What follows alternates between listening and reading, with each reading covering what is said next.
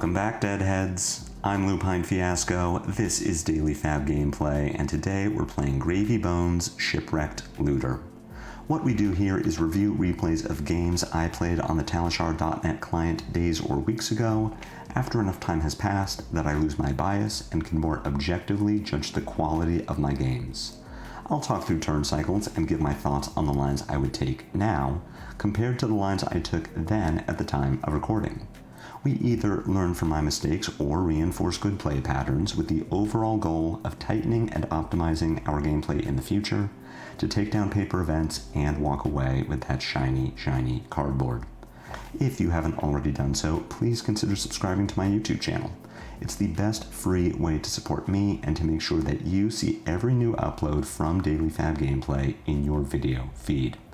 You can find a FaBery link to the decklist I'm playing here in the video description below, and you'll also find a link to my Patreon page. Subscribers can get access to matchup guides for all of my tournament-winning deck lists, and weekly bonus content including draft reviews and deck techs. Want to tighten and optimize your gameplay in real life? Use my affiliate link in the video description to buy your very own Codex journal, and be sure to use code LUPINE10, that's LUPINE10, at checkout to receive 10% off your order. Finally, Daily FaB Gameplay is brought to you in part by Hemel from the Bazaar. It's never been more affordable to play in the flesh and blood. Players have been buying the cards they need from Hemel for years. I started buying from him in 2023 and have never found a better deal. The Bazaar's prices are the lowest for singles, full sets, and class sets, including new releases. High Seas set bundles, singles, and more are available now and ship both domestically and internationally. Message Hemel on Blue Sky, Discord, email, or Twitter to see what he can do for you.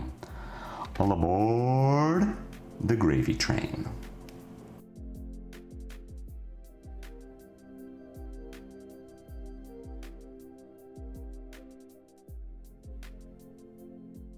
I'm not really sure how to navigate the Boltyn matchup, as you'll see.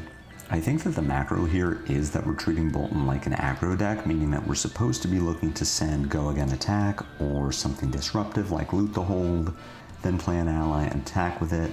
We never really want a double ally because Boltyn has enough go again that he can clear our allies and just run us out of them.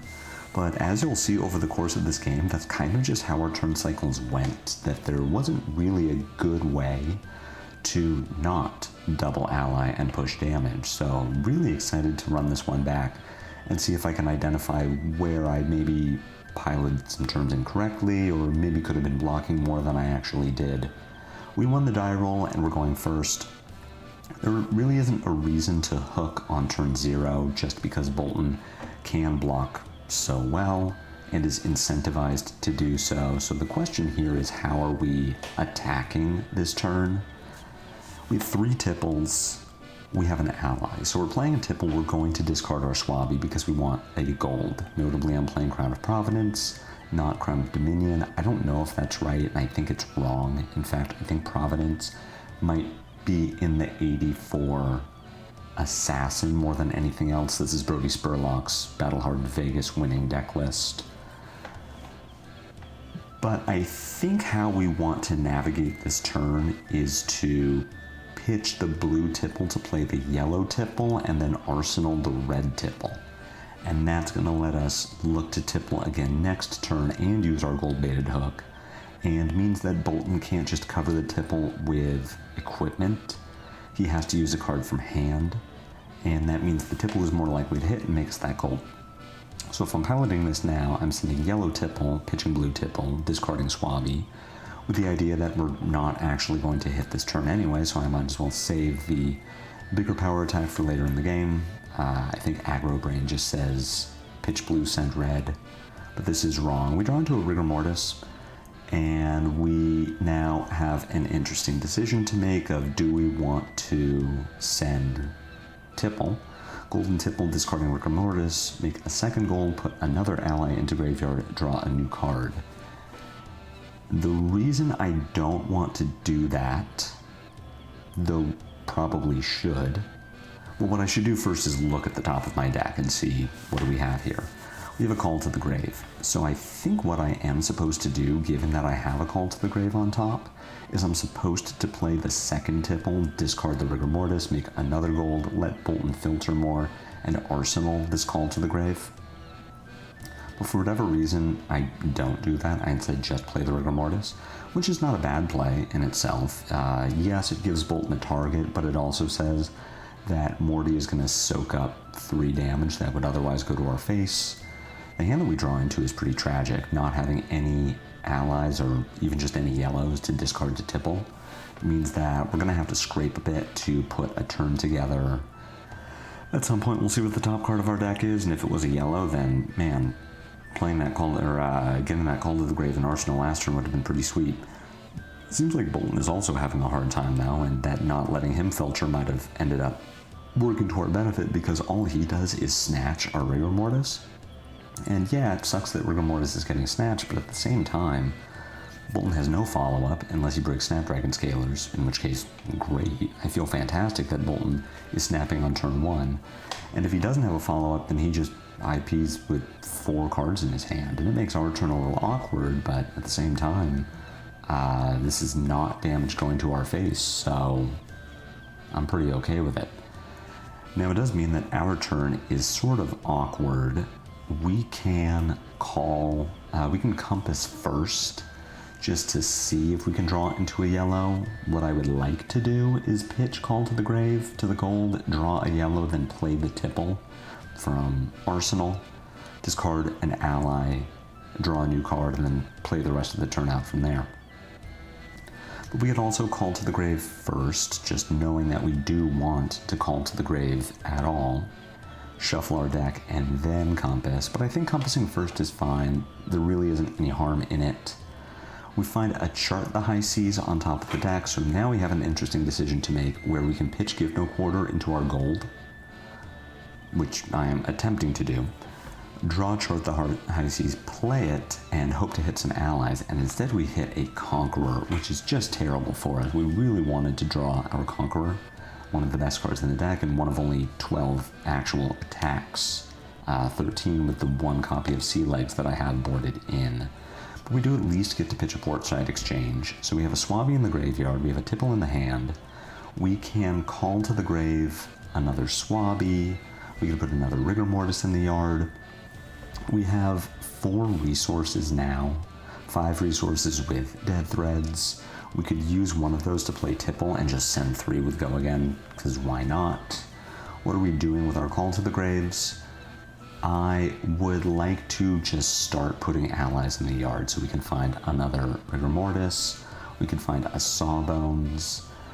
What I kind of like doing here, now that I'm looking at this hand, is playing both of these Call to the Graves, finding Rigor Mortis and Sawbones. We send Tipple for 3 Go Again, going down to 3 resources, and then we pay 2 into Sawbones and pay 1 to attack with Sawbones. So we're sending 9 here, but we're also putting some of those utility allies into our yard, just for when we eventually need them. We could grab a Chum as well. I mean, we could do like Chum Sawbones, then Tipple, Dead Threads, Chum. We send 7 instead of 9, but Chum is a lot harder to kill than Sawbones is, and if Boltyn goes for some kind of Lumina Ascension play, then we can potentially force him to attack Chum instead of us, which is, you know, pretty good. I think grabbing the Rigor Mortis here is correct. I don't like the Swabby play. I think this is both lower value than what we could get out of 3 into 6, and also easier to kill than what we could get from 3 into Chum. This just seems like the worst of all worlds. So really unhappy with this play. I am happy to draw Sunken Treasure, which means that I can flip the Bolting Blade in Boltyn's graveyard face over, face down, make another gold, start to get my own gold trade going again. Our hand is kind of tragic in that we don't have an ally to use with the Tipple in our arsenal. We've got this beaming Ricard coming at us for 2. There is no Go Again here, which I assume means that Boltyn is going to snap. I guess it could have also been Courageous Steel Hand plus Soul So Lumina Ascension followed by Raiden for 4. This is coming at us. We know it's going to have go again. I'm not going to block this. Warcry of Bologna makes it 6. So we'll be taking 6. We will watch Boltyn give it go again with the card from Soul, and at this point we're really hoping that he bricks, and he flips a Jack-B Nimble, which means that the Jack-B Nimble goes on the bottom of his deck, and he does not put a card into Soul, so this Raiden cannot have go again. And that's great. It's coming at our face. We know that our Swabby is going to live this turn, which is really cool. We also know that we have a Tip the Barkeep on top of our deck, not an ally. So what we could do is, on our turn, is pitch Murderous Rabble, break gold, draw the tip, then play chart. Potentially find more resources. We do put a blue into our graveyard. We've got this Loot the Hold that we can use with Swabby, and I kind of don't mind getting another ally out this turn. So I think if we take 6 from the Raiden here, we go to 28. Boltyn goes up to probably 34. Our turn is going to be pitch Murderous Rabble, break the gold, draw the tip, play chart the high seas, try to get more allies into our graveyard, but we will have 4 resources available, even if we don't, just based on the 1 floating from the gold, and then 3 probably from chart. That is enough resources to play out a Sawbones, then play Loot the Hold, then attack with Swabby for 7 with an active Loot the Hold effect. Seems pretty good to me.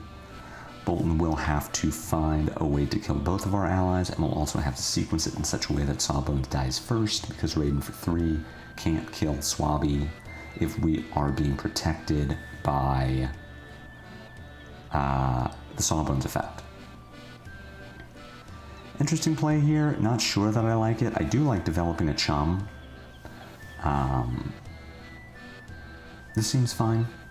The Chum here is probably more helpful than a Sawbones, and depending on what Boltyn's turn looks like and what we draw, if we eventually ever draw another ally, we can Chum, which is going to make Boltyn's turn a lot more difficult. He'll have to give at least 2 attacks to kill Chum. And depending on how he sequences, maybe Swabby gets to live again. We connect with Swabby, deal 5. Loot the Hold effect is active, so we're going to make another gold, and Boltyn has to discard a card to loot the Hold effect. Do I think this was the best way to pilot this turn? I do. I think developing the Chum is more important than I am currently giving it credit for, as opposed to when I played this game where I correctly decided that Chum was a high priority.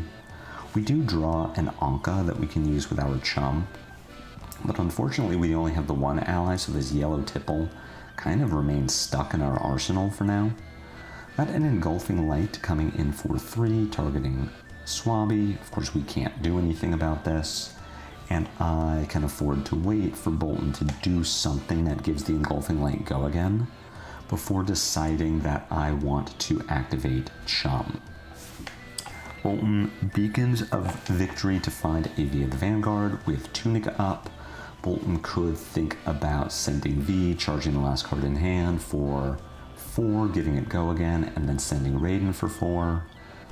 It's a pretty weak V turn, but it is something that he is capable of doing, and it makes me think that I do want to Chum here before Boltyn gets priority to send another attack. We have this Conqueror. We will be putting an Anka into the yard. I could have thought about compassing before I make this play. I'm assuming that there's a blue on top of my deck, which means that I can send Conqueror into Tipple, Arsenal to sink below. We get a Lumina Ascension out of Boltyn, so yes, he is going to gain life from this Raiden, but it also means that Chum has now absorbed 8 points of damage rather than 6, which would probably have come at our face. We can break our gold first, just knowing that we're going to break our gold anyway. Although we probably should have compassed there. We can compass now and just see what's on top of our deck. I believe we have a Sawbones and a Rigor Mortis in our graveyard. We have a Rigor Mortis and an Anka. So I would like to get a blue into my graveyard so that I can play a Rigor Mortis probably. We're a little awkward here as far as Dead Threads not being active and us being a resource short to do something like play a Vasti, play Rigor Mortis, attack Conqueror. So we can Compass just to see what's on top of our deck. We find an Anka. Now we have an interesting decision. We could Gravy the Avasti into our graveyard, have the Anka in hand. That only gives us 4 resources though. So we wouldn't be able to play the Rigor Mortis and then attack with Conqueror, which is what I really want to do. If we Gravy the Anka into our graveyard, then we do gain access to Dead Threads, but we would not have played a blue this turn, so we still wouldn't be able to actually play a Rigor Mortis. What I believe we should do is Gravy the Anka into hand, discard the Sink below. We can activate the Hook, that's really nice. We discard Anka. We find a back alley break line. So we have put an ally into our yard, but we can't actually do anything. We're still short a resource to be able to play a Vasti, then play a Rigor Mortis, not attack with it, but then send Conqueror. So what we're going to do instead is just Dead Threads, pitch back alley break line, send Conk for 8-go again, Arsenal the Avasti. This play is extremely greedy. It works if we draw into a blue, though again we only get to play the Rigor Mortis, we don't get to attack with it. But we find Chum, so we get to do the same line of Dead Threads into Conk. It just means that we're down a gold, which is potentially very relevant. I would have preferred to keep that gold. Just a very greedy line, considering that we would not have been able to pay for the Rigor Mortis. An instant where I would have liked to have done more math in the moment. We're sending the Conk for 8. Boltyn gives us a ton of cards, shows us his first Nimblism, which is interesting. We have yet to see a Nimby from him.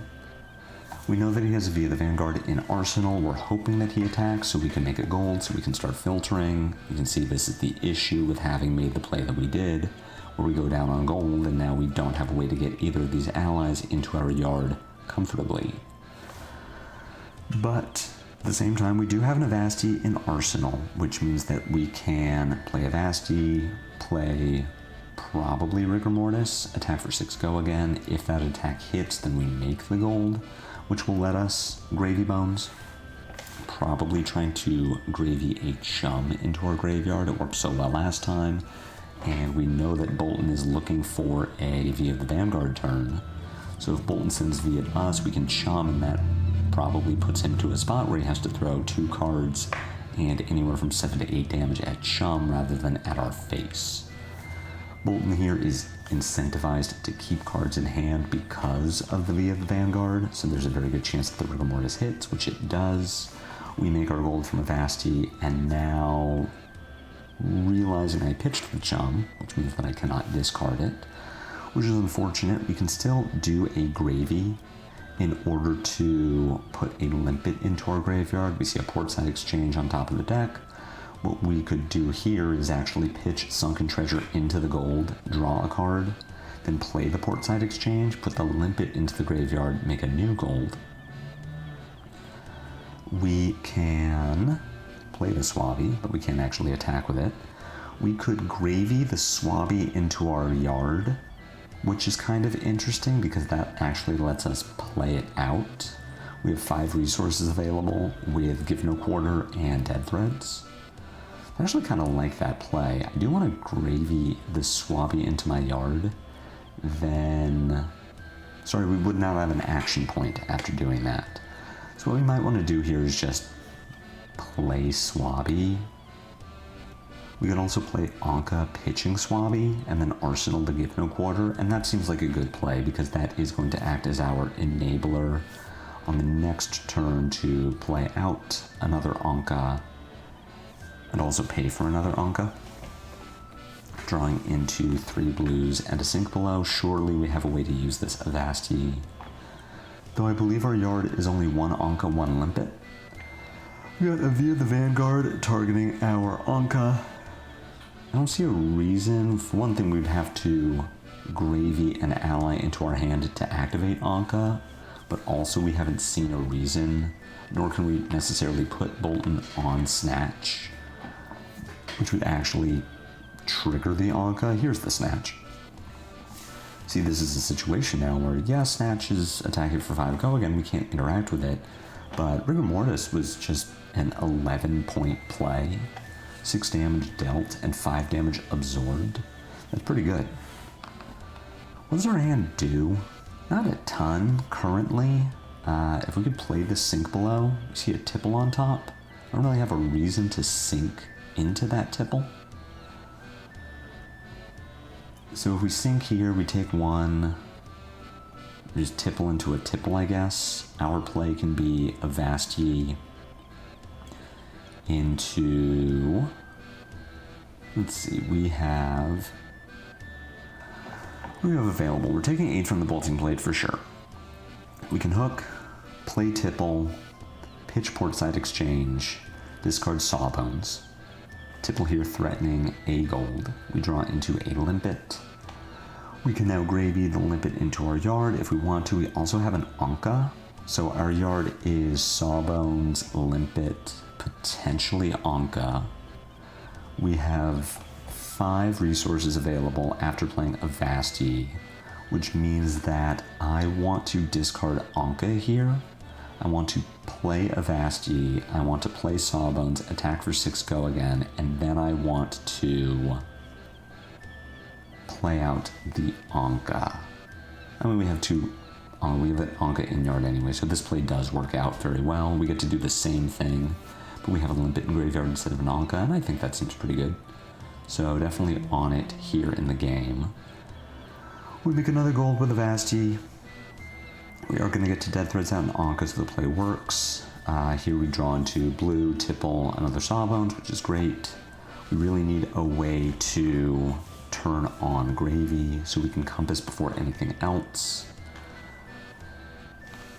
Beaming Bravado here, targeting Anka. We don't have a way to interact with this, or targeting Sawbones rather. And then Raiden coming in at Sawbones. We don't have a way to protect it. It might be that we need to start looking at double Sawbones in this matchup. That might be a Boltyn specific thing, that Boltyn attacks for 3 so often that if we can get 2 Sawbones down on the board at the same time, they can protect each other. So that Boltyn has to throw a 4-power attack at the first Sawbones, which if we're looking at something like Entwined Light, or this one, not Entwined Lightning, the bad one that Boltyn plays, he would not be able to kill, not be able to give go again. We did see the Beaming Bravado, so there are plays in Boltyn's deck that would let him kill a Sawbones through 2 Sawbones, but still something that I think is worth looking at for the future. We compassed. We're just going to sink here. We're going to draw the card that we saw with the compass. And we get to then develop more allies. Do we want to hook here? The answer is no, because we are going to play out an ally, which will be harder for Boltyn to stop, which would be this Limpet. Boltyn less incentivized to block a 2 than a 3.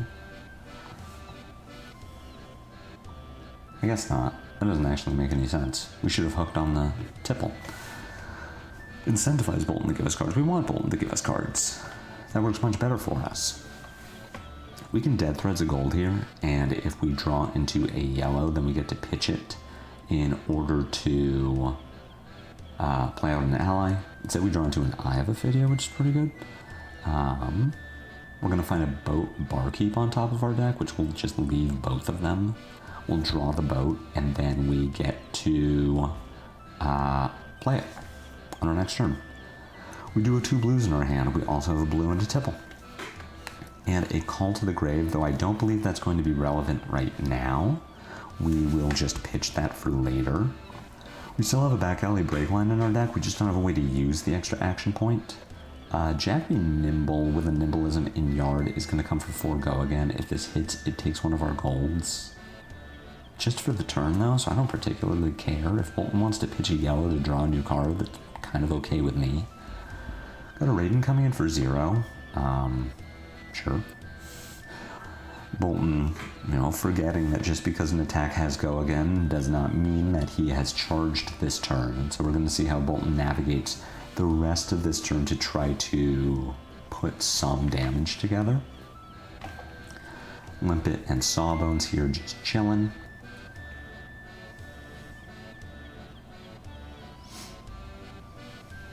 And Boltyn just putting together Bolt of Courage, charge a card, draw a card. We can't interact with this, so it does hit.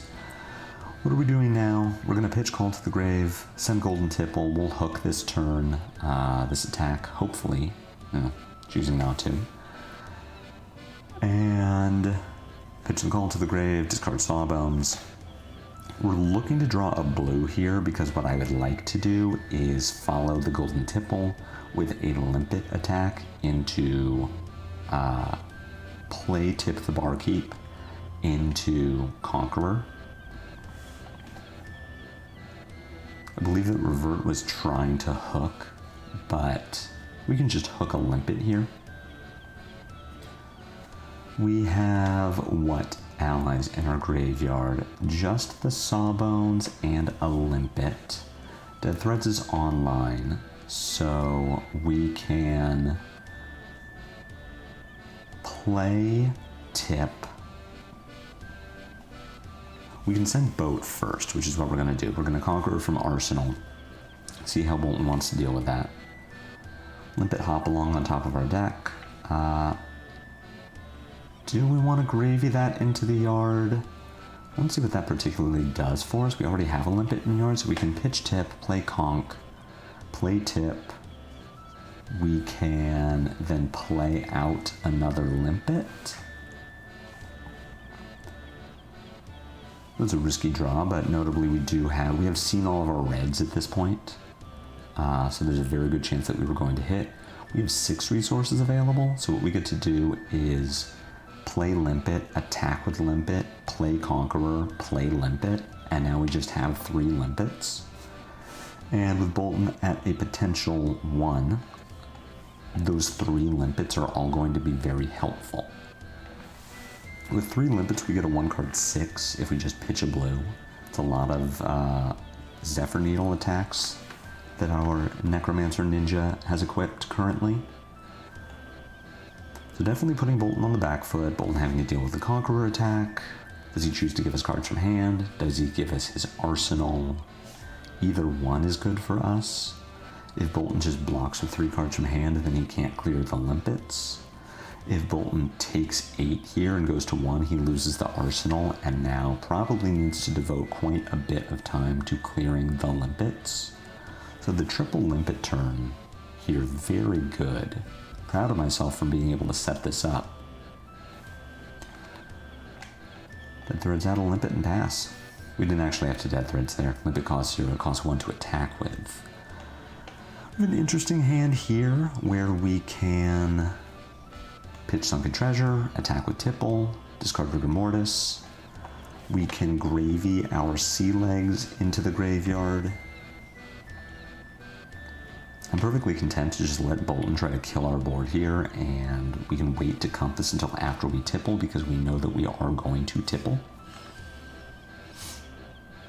That also turns on our Dead Threads, which I'm very interested in doing.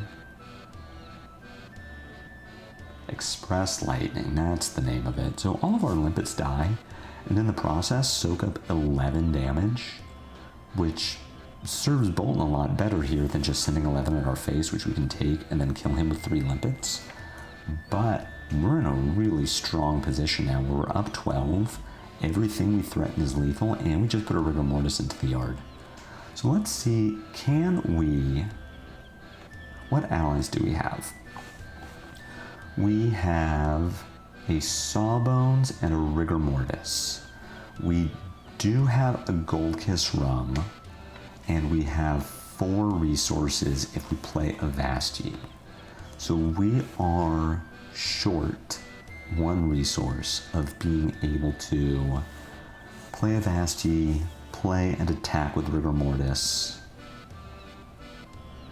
No, we're fine. If we play a Vasti, we play Rigor Mortis, we have 4 resources, we Gold Kiss Rum, we attack with Rigor Mortis, we have 3 resources, we play Sawbones, we attack with Sawbones, so that's the winning line. It's 12 damage.